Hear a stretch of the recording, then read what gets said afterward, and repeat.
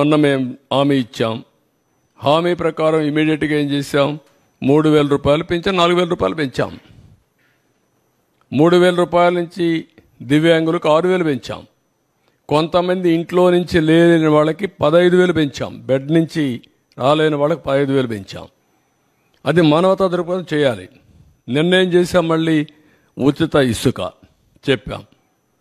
ఉచిత ఇసుక ఇస్తాను ఇచ్చాం. ఇప్పుడు దాన్ని కూడా కొంతమంది విమర్శిస్తున్నారు. అంటే ఎట్లా మాట్లాడుతున్నారంటే, ఉచిత ఇసుక అంటే మేము ఇసుక ఇంట్లో ఇస్తామని చెప్పామని మాట్లాడతారు. లేకుంటే నేనే మళ్ళీ ఇల్లు కూడా కట్టిస్తాను, లేకుంటే వాళ్ళ ఇంట్లో కూడా పొలాన్ని నేను పని చేస్తాను అని చెప్తారు.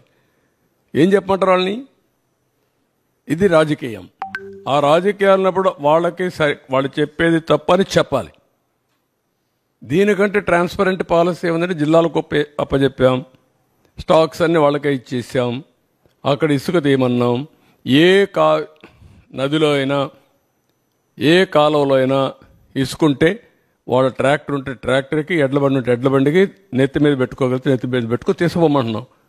What more you want? మీరు పోయి ఎత్తపోండి, ఈయన కూడా పొమ్మనండి. వాళ్ళ ఊరికి పోయి ఒక ఎడ్ల బండి కట్టుకొని తీసుకుపోమని ఇంటికి. ఎవడొద్దన్నాడు?